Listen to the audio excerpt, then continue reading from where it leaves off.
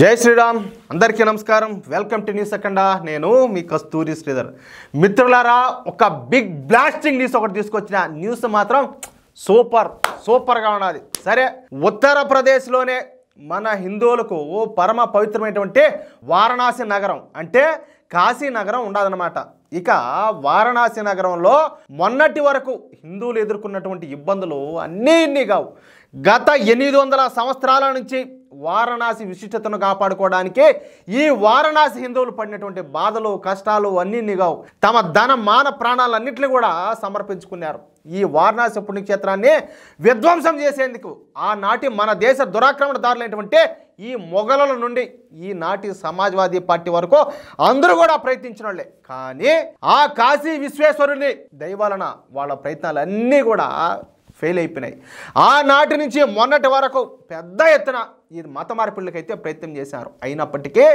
ఈ కాశీలో మన హిందువుల జనాభానే అధికంగా ఉంటుంది మీరు వారణాసి కనుక వెళ్ళినట్టయితే మీకు తెలిసి ఉంటుంది అక్కడ రోడ్లన్నీ కూడా చాలా ఇరుగ్గా వంకర టింకరగా ఉంటాయి చాలా దేవాలయాలకు వెళ్ళడానికి కనీసం రోడ్లు కూడా సరిగ్గా ఉండవు ఇదే విధంగా ఇరుకిరుగ్గా ఉంటాయన్నమాట ఎందుకంటే మన దేవాలయాలను కాపాడుకోవడానికి అప్పట్లో మన హిందువులు అలాంటి రోడ్లు నిర్మించారు చెప్పాలంటే ఇళ్ళు కూడా అదే విధంగా కట్టుకున్నారు ఏది ఇప్పుడు సపోజు అంత మందలగా పోయేదానికి వాళ్ళ వాహనాలు ఇవన్నీ గుర్రపు బండ్లు ఇవన్నీ పోయేదానికి అంతా వీళ్ళు పోవడానికి అవకాశం ఉంటుంది ఎట్టుంటుంది దాడి బీభత్సంగా జరుగుతుంది కానీ అదే ఇరుకిరుకు సందులు ఇరుకిరుకు రోడ్లు అయితే ఆ విధంగా పోయేదానికి అవకాశం ఉండదు వీళ్ళు ఈ గ్యాప్లో ఏం చేస్తున్నారు తెలిసిన ఈ ఇళ్లలో నుంచి చాటు మాటినట దాన్ని ఏమంటారు మాటేసుకొని ఆ వచ్చిన వాళ్ళు వచ్చినట్టు కొంతమందిని వచ్చేసి వీళ్ళు అడ్డుకుంటా ఉన్నారు ఆ విధంగా ఎవరు ప్రయత్నం వాళ్ళు చేస్తూ ఉన్నారు కాబట్టి వారణాసిలో ఇప్పటికీ మన దేవాలయాలు అయితే నిలిచి ఉన్నాయి లేదంటే ఏనాడో మన దేవాలయాలను ఈ దురాక్రమణదారులు అయితే ధ్వంసం చేసినండు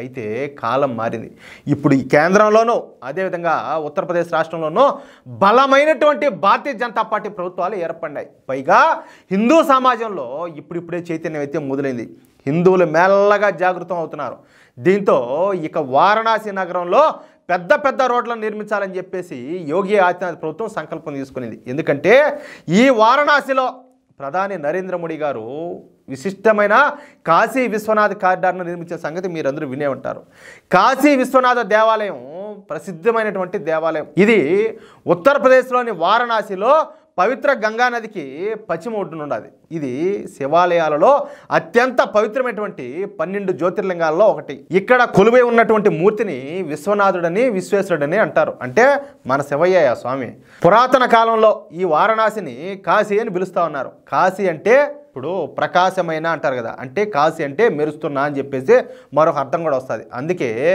ఈ ఆలయాన్ని కాశీ విశ్వనాథ దేవాలయం అని చెప్పేసి పిలుస్తారు అర్థమైందా ఈ ఆలయాన్ని హిందూ గ్రంథాల ప్రకారం శైవ సంస్కృతిలో ఆరాధనలో ప్రధాన భాగంగా పరిగణిస్తారనమాట ఈ ముస్లిం పాలకులు దీన్ని చాలాసార్లు కూల్చేశారు ఎందుకంటే వాళ్ళ సైకో చేష్టలన్నీ హిందువుల మీద ఉన్న ద్వేషాన్ని అంతా కూడా ఆ విధంగా చూపిస్తూ ఉన్నారు కానీ నరేంద్ర మోడీ ప్రభుత్వం ఈ కాశీ విశ్వనాథ కారిడార్ను మళ్ళా తిరిగి నిర్మించి దానిని దేశానికి అంకితం చేశారు హిందూ సమాజానికి అంకితం చేశారు అయితే ఈ కాశీ విశ్వనాథ్ కారిడార్ చుట్టుపక్కల రోడ్లన్నీ కూడా ఇరుకిరుగ్గా ఉంటాయి దీంతో భారీ ఎత్తున రోడ్లను నిర్మించాలని చెప్పేసి యోగి ప్రభుత్వం సంకల్పం తీసుకునింది ఇక రోడ్లను వెడల్పు చేసే బాధ్యతను యోగి ఆదిత్యనాథ్ గారే తీసుకున్నారు అంటే ఆ బాధ్యతను ఆయనే తీసుకున్నారు నిజానికి ఈ కాశీ విశ్వనాథ కారిడార్కు వెళ్ళే మార్గంలోని ప్రాంతం అంతా కూడా ప్రభుత్వానిదే ఏది ఆ భూమి అంతా కూడా కానీ ఇక్కడ ఉన్నటువంటి స్థలాలను ఆక్రమించుకొని ముస్లింలు వ్యాపారాలు చేస్తున్నారు ముఖ్యంగా సమాజ్వాదీ పార్టీ ప్రభుత్వం కాంగ్రెస్ పార్టీ ప్రభుత్వాలు ఉన్న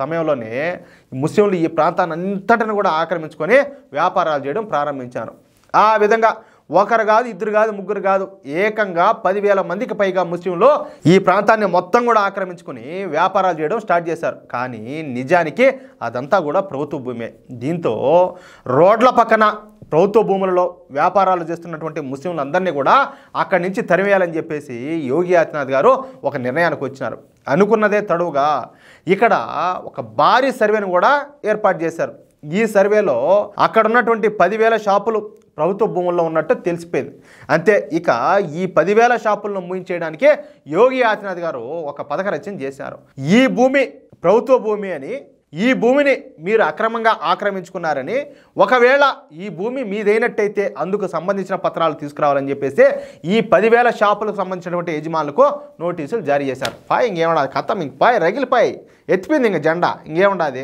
ఇంకేమన్నా బతుకున్నది ఇంకా పాయ్ వాటి సాగుదాపు కొట్టేసినాడు అట్నే. అయితే ఆ భూములు తమగా చెప్పుకోవడానికి ఆ 10,000 మంది ముస్లింల వద్ద ఎటువంటి పత్రాలు కూడా లేవు.